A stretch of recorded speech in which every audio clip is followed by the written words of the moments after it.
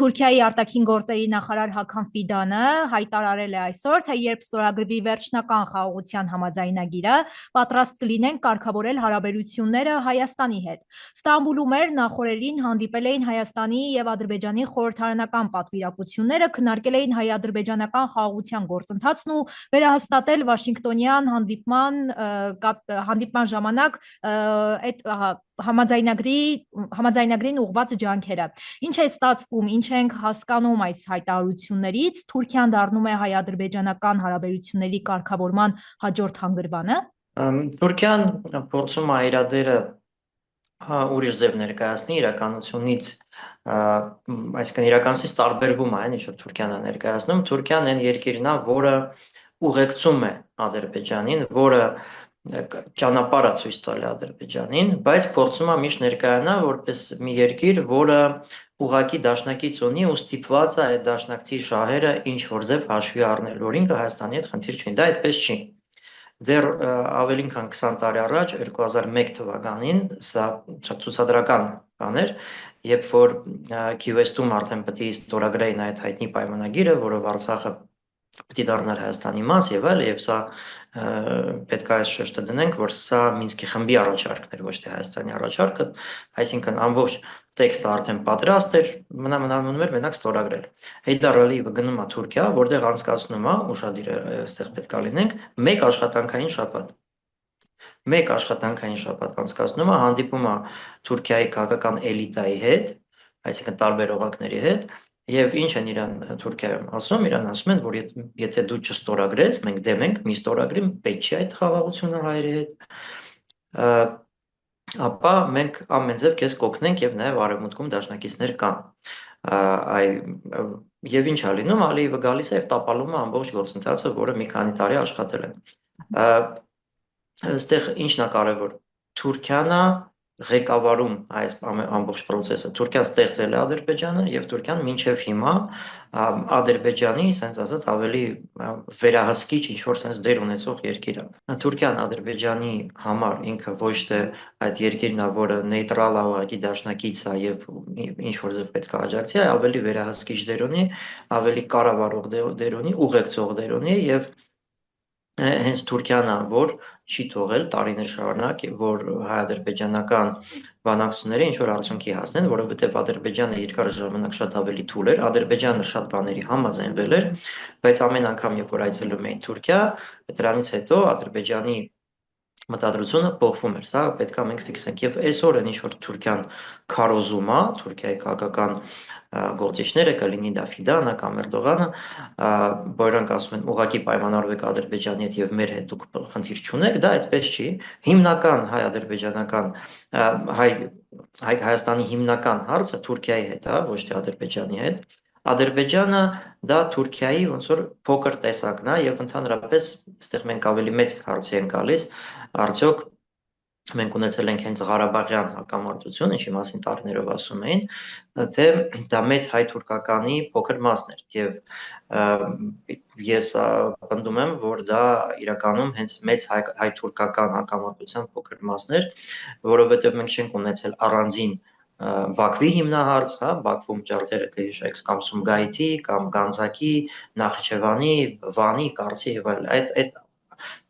ամբողջ process-ը դա մեծ հայ-թուրքական հակամարտության process է, որը սկսվել է 1000 տարի առաջ ու հիմա ինքը թուրք-ադրբեջանական տանդեմը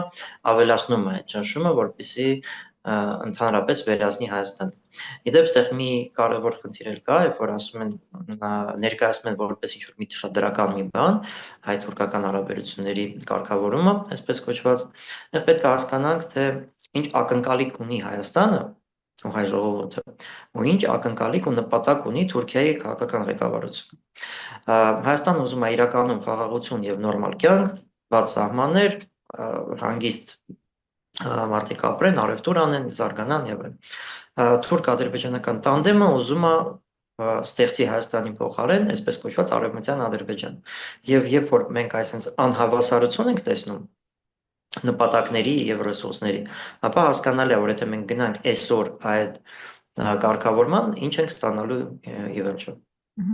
Պարոն Իգիթյան, դուք ձեր խոսքում նշեցիք, որ Թուրքիան վերահսկիչի դեր է կատարում կարծես հայ-ադրբեջանական հակամարտությունում։ Նշեմ նաև, որ Թուրքիայի արտգործնախարարը ընդգծել է, որ Վաշինգտոնյան պայմանավորվածությունում, այսպես ասած, չեն քննարկվում երկու հարց։ Մեկը իրենց խոսքով ասած Զանգեզուրի միջանցքի հարցն է, մյուսը Հայաստանի սահմանադրության հետ կապված որոշակի հարցեր։ Բայց մենք տեսնում ենք, որ Ալիևը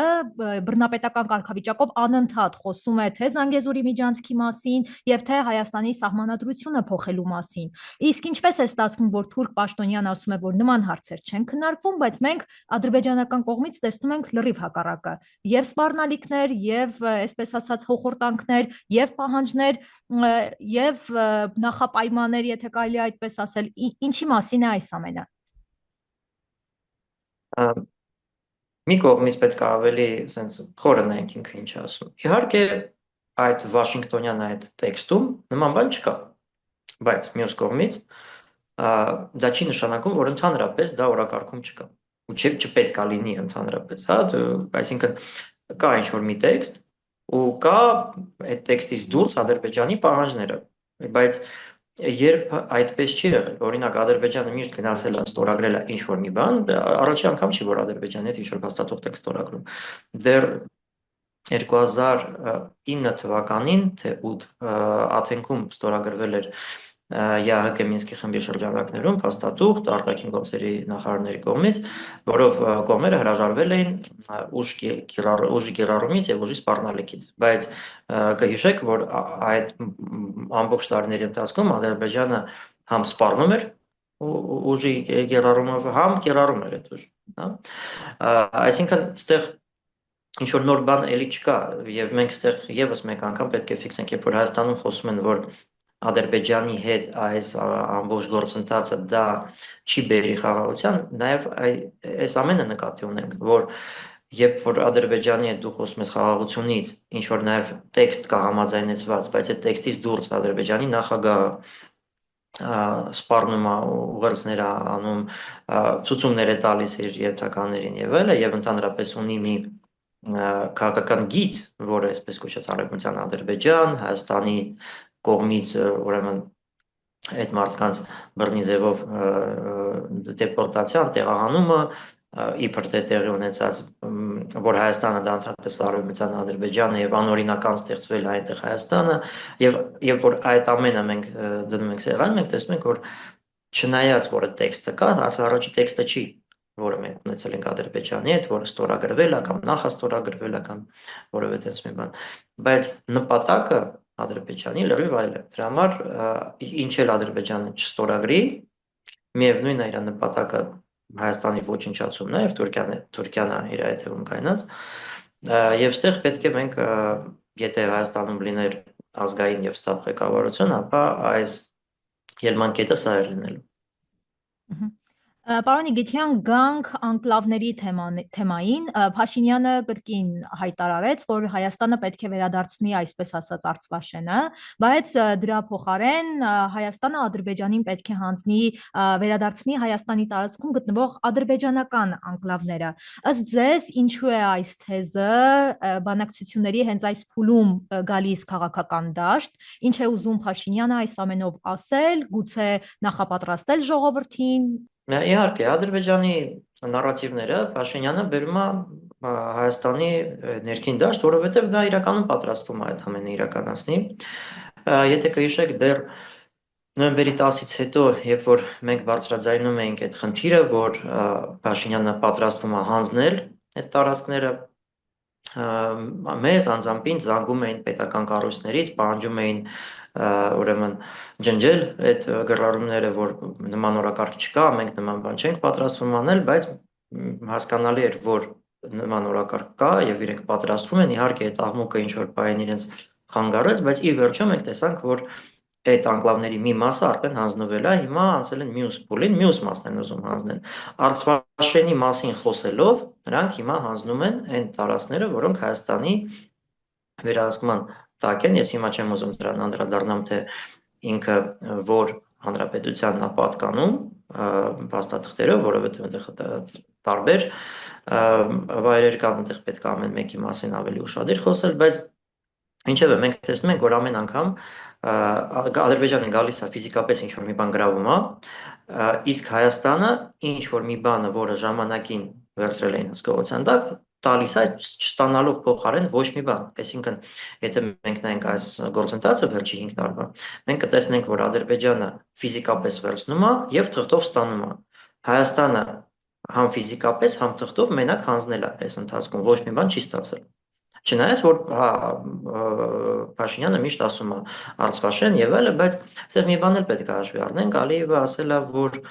շատ հետաքրքիր է այսպես ձևաչափով է ինքը ներկայացնում Ադրբեջանի դիրքորոշումը, ասում է, տեսեք, կան տարածքներ, որոնք միանշանակ ադրբեջանական են, միանշանակ։ Հա, այստեղ խոսք չկա, այստեղ պետք է հայերը վերադարձնեն, այստեղ որևէ հարց չպետք է լինի։ Կան տարածքներ, որտեղ մենք հիմա կանգնած ենք, ու դա դեռ պետքա խոսանք, հասկանանք դա ումն է։ Եվ կան տարածքներ, որը կարող է եւ թղթով մերը չի, այսինքն Ադրբեջանինը չի,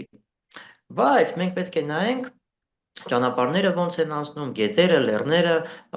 ավելի բարենպաստ այսպես բանով նայենք, թե ում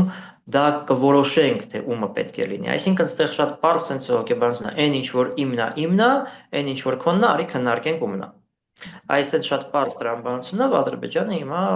գալիս է բանակցության եւ Փաշինյանի կառավարությունը իհարկե ենթարկվում է այդ ադրբեջանական ճնշմանը։ Պարոն Իգիթյան, եւ գանք Հայաստանի ներքաղաքական իրավիճակին, այսպես ասած, վաղ շաբաթում ընտրությունները եղան, տեսանք բոլորս, որ ԿՊ-ն հաղթանակ տարավ։ Այս ամենը ԿՊԱ-ականները կամ ամբողջ իշխանությունը վերագրում է որպես բացարձակ հաղթանակ, ասելով, որ գալիք 2026 թվականի ընտրություններում կարծես նշмарվում է, թե ժողովուրդը ում պետք է իր քվեն տա, հա։ Ձեր կարծիքը այս ամենի մասով արդյոք վաղաշաբաթի ընտրությունները հենց դրա մասին էին ու ԿՊ-ն 2026 թվականին կարող է բացարձակ առաջատար լինել ու հաղթել ընտրություններում։ Նախ պետք է հաշվի առնենք, որ վաղաշաբաթ քաղաքում ԿՊ-ն պատվել է։ Այսինքն խոշորացված համայնքում պաշտոնական թվերով ունեն այն արդյունքը, որը ունեն։ Հիմա ինչքանով է այդ արդյունքը արտացոլում իրականում քաղաքացիների վերաբերմունքը քաղաքական ուժերին։ Նախ պետք է հաշվի առնենք, որ այդ հայտնի դեպքը, որ մի տան մեջ 9 հոգի է գրանցված, որոնք չեն ապրում այնտեղ եւ ոչ մեկին չի ճանաչում, եւ շատ հետաքրքիր է գործող կառավարության մարմինների պատասխանը, թե սա ինչու դա չեն համարում, որ սա գեղցիկի նախապատրաստում է այս ընտրությունների համար, ասում է այս մարդիկ ստեղ 21 թվականից են գրանցված, այսինքն դեռ 21 թվականի ընտրությունների լեգիտիմության մասին է խոսքը, 21 թվականի ընտրություններում այս 9 հոգին, ճակերտավոր 9, հա, մենակ մի տան մեջ 9 հոգին մասնակցել են, թե չէ, ում են ձայն տվել, ովքեր են այդ մարդիկ։ Այսինքն երբ որ իրանք փորձում են ինչ որ բան ժխտել, կամ ասեն, որ դա այդպես չի, հա, մենք ոչ մի բան չենք ուզում կեղծենք եւ այլն, բայց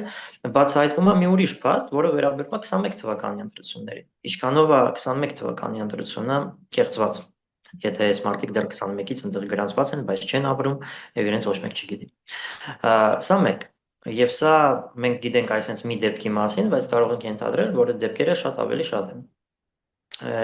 Այսինքն որ մարդկանց բերում են, գրանցում են, հետո ինչ որ ձև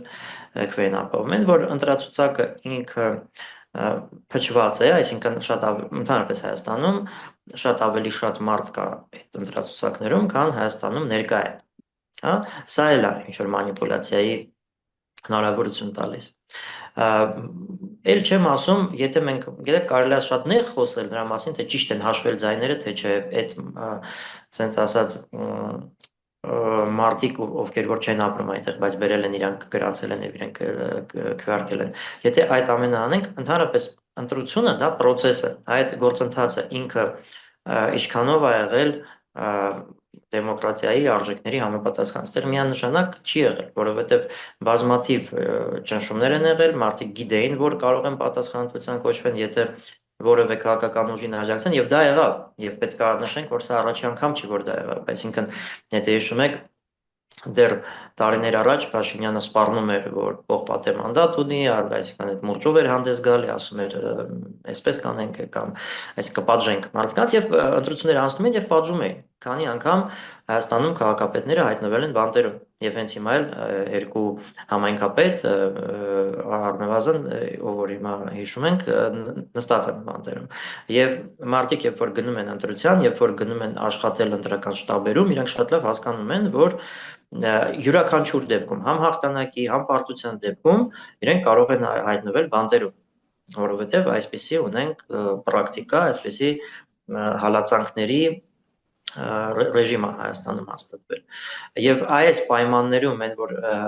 ընդդիմությունը այսքան ձայն է հավաքում, նաև պաշտոնական տվյալներով, սա ինչքանով մենք կարող ենք խոսել ՄԿՊ-ի հաղթանակի մասին։ Մենք պետք է համեմատության մեջ այդ ամեն ինչը ունենք, ինչքանով է իջել նաև պաշտոնական, ես չեմ շեշտադրում պաշտոնական թվերին, որովհետև պաշտոնական թվերը խիստ կասկածելի են, բայց նաև այդ իրավիճակում, այդ բռնաճնշումների իրավիճակում, այդ հնարավոր կեղծիքների իրավիճակում մենք տեսնում ենք, որ հենց վաղարշաբաթում օրինակ ԿՊ-ն պարտվում է քաղաքում։